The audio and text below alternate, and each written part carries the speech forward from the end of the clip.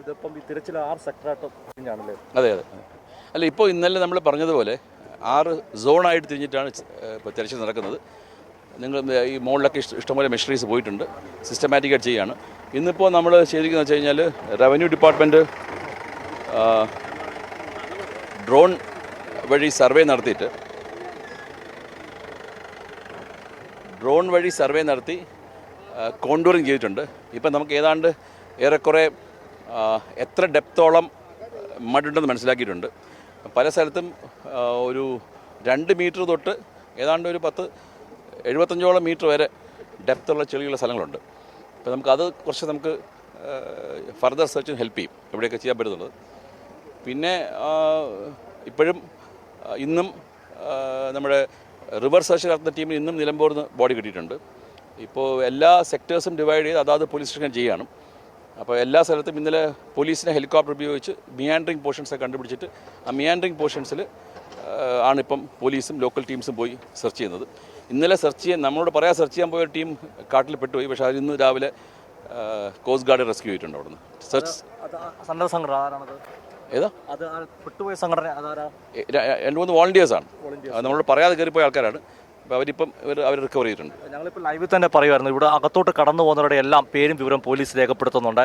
അത്തരമൊരു സംവിധാനം കൂടെ നമ്മൾ ഏർപ്പെടുത്തുന്നുണ്ട് അല്ലേ? അതെ. ഇപ്പോൾ ഡിസ്ട്രിക്ട് അഡ്മിനിസ്ട്രേഷനും പോലീസും എന്ന് വെച്ചാൽ ആരൊക്കെയാണ് വോളണ്ടിയേഴ്സ്. നമ്മുടെ ഇപ്പോൾ അടുത്ത ഒരു മെയിൻ എഫേർട്ട് എന്ന് പറഞ്ഞാൽ എങ്ങനെ വോളണ്ടിയേഴ്സിന് അക്കൗണ്ട് ചെയ്യാന്നുള്ളതാണ്. ആരൊക്കെയാണ് പോകുന്നത്, ആരൊക്കെ പോയ ആൾക്കാർ തിരിച്ച് വന്നോ, അല്ലെങ്കിൽ ഇപ്പോൾ ആരൊക്കെ കയറുന്ന ആൾക്കൊന്നും അറിയാൻ പറ്റുന്നില്ല. ഇപ്പം അത് ജില്ലാ കളക്ടർ ചെയ്യുന്നുണ്ട്. ആരൊക്കെ അത് സിസ്റ്റം ആവുന്നു, 2 ദിവസം സിസ്റ്റം ആവും. എന്തായാലും നമുക്ക് തിരക്കുണ്ടെന്ന് അറിയാം. എന്നാലും ഈ തിരച്ചിൽ ഊർജിതമാണ്, അതിനുള്ള മെഷീനറീസും ആളുകളുടെ സംവിധാനങ്ങളെല്ലാം കൃത്യമായി നമ്മൾ ഏർപ്പെടുത്താൻ സാധിക്കുന്നുണ്ട്. തീർച്ചയായും തിരച്ചിൽ കഴിഞ്ഞ ദിവസങ്ങളെല്ലാം തിരച്ചിൽ ഊർജിതമാണ്. ഇപ്പോൾ വളരെ സിസ്റ്റമാറ്റിക്കായാണ് നടക്കുന്നത്. കൂടുതൽ ബോഡി റിക്കവർ ചെയ്യാൻ സാധിക്കും തന്നെയാണ് ഞങ്ങളുടെ വിശ്വാസം. ഇവിടുത്തെ ജില്ലാ കളക്ടറിൻ്റെ നോഡൽ ഓഫീസറിൽ നിന്ന് മനസ്സിലാക്കിയ വിവരങ്ങൾ ഓൾറെഡി തന്നെ ഇപ്പോഴും ഏതാണ്ട് 400ഓളം പേരുടെ മിസ്സിംഗ് ഡിമാൻഡ്സ് വന്നിട്ട് ഇത്ര ആൾക്കാരില്ല എന്നുള്ള പറഞ്ഞിട്ടുണ്ട്. അപ്പോൾ 400ഓളം പേര് സ്റ്റിൽ മിസ്സിംഗ് ആണ്.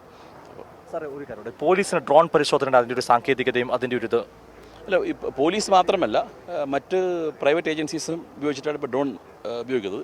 ഈ ഡ്രോണുമായിട്ട് ബന്ധപ്പെട്ട് നമുക്കൊരു ആവറേജ് കാര്യങ്ങൾ മനസ്സിലാക്കാമെന്നുള്ള എവിടെയെങ്കിലും ബോഡി മുകളിൽ ഫ്ലോട്ട് ചെയ്തു. പക്ഷേ ഇപ്പോൾ ആക്ച്വലി ഫ്ലോട്ടിങ്ങിന് ടൈം കഴിഞ്ഞു. ഇനിയിപ്പോൾ ഫ്ലോട്ട് ചെയ്യുക എന്നുള്ളത് അത്ര സ്കോപ്പില്ലാത്തതാണ്. പക്ഷേ ഇപ്പോൾ നമ്മൾ നോക്കുന്നത് ഇതൊക്കെ ഉപയോഗിച്ചിട്ട് എവിടെയൊക്കെയാണ് തങ്ങി നിൽക്കാൻ സാധ്യത, ആ സ്ഥലം നമ്മൾ ഡ്രോൺ ഉപയോഗിച്ച് നോക്കുന്നുണ്ട്. ഇന്നലെ ആളുകളെ കാണാതായെങ്കിലും ഈ സന്നദ്ധ പ്രവർത്തകരും നല്ലൊരു സഹായം ഈ മേഖലയിൽ ചെയ്യുന്നുണ്ടല്ലേ? അല്ല, തീർച്ചയായിട്ടും ഇവിടെ നമ്മൾ ആദ്യം സല്യൂട്ട് ചെയ്യേണ്ടത് സന്നദ്ധ പ്രവർത്തകരാണ്. യാതൊരു ഇതുമില്ലാതെ കണ്ടിന്യൂസ് ആയിട്ട് കഴിഞ്ഞ 5 ദിവസമായിട്ട് ഇവിടെ ത്രൂ ഔട്ട് വർക്ക് ചെയ്യുന്ന ലോക്കൽ വോളണ്ടിയേഴ്സ് ഉണ്ട്, ലോക്കൽ സന്നദ്ധ പ്രവർത്തകരുണ്ട്, പുറത്തുനിന്ന് ആൾക്കാരുണ്ട്. അവർ തന്നെയാണ് ഈ സെർച്ച് ഓപ്പറേഷൻസിൻ്റെ ഏറ്റവും വലിയ ലോക്കൽ ബലം. ബാക്കിയുള്ള നമ്മുടെ പാരാഫനാലിയൊക്കെ സപ്പോർട്ട് സിസ്റ്റം ചെയ്യുന്നുണ്ട്. മാത്രമല്ല ഞങ്ങൾക്കും അവർ വലിയൊരു സപ്പോർട്ടാണ്. Thank you sir.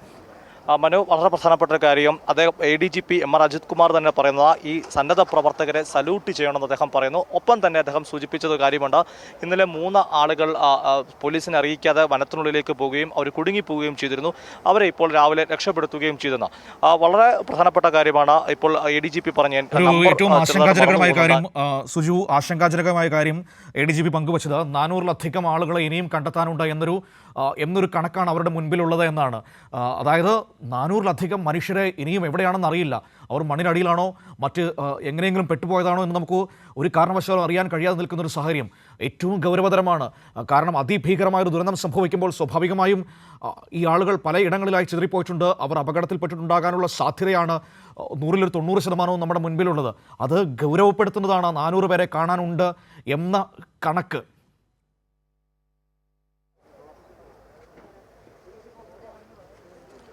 തീർച്ചയായിട്ടും മനു, നമ്മൾ അല്പസമയം മുമ്പ് 189 ആളുകളെ കാണുവാൻ ഉണ്ട് എന്ന ഒരു വിവരമാണ് പങ്കുവച്ചതെങ്കിൽ ഇപ്പോൾ ADGP പറയുന്നൊരു കാര്യം 400-ലധികം ആളുകളെ കാണുവാനില്ല എന്ന ജില്ലാ കളക്ടർ നോഡൽ ഓഫീസറിന് ആളുകൾ വിവരം നൽകിയിട്ടുണ്ട്. അങ്ങനെയുണ്ടെങ്കിൽ ഈ ദുരിതത്തിൻ്റെ വ്യാപ്തി വളരെ വലുതാണ്. അപ്പോൾ നമ്മൾ 300-ലധികം ആളുകളെ സർക്കാരിൻ്റെ കണക്കിൽ അല്ലെങ്കിൽ പോലും അനൗദ്യോഗികമായി 300-ലധികം ആളുകൾ മരണപ്പെട്ടു എന്നാണ് പുറത്തു വരുന്നത്. 189 ആളുകളെ കാണുവാനില്ല. ഇപ്പോൾ ADGP ആണ് നമ്മളോട് സംസാരിക്കുമ്പോൾ പറഞ്ഞത് 400-ലധികം ആളുകളെ കാണുവാനില്ലെന്നാണ് ജില്ലാ ഭരണകൂടത്തോട് ഈ നാട്ടിലുള്ള ആളുകൾ സൂചിപ്പിച്ചിരുന്നത്. അങ്ങനെയെങ്കിൽ അതിൻ്റെ കണക്ക് വലുതാണ്, അതിൻ്റെ വ്യാപ്തി വലുതാണ് ഈ ദുരിതത്തിൻ്റെ.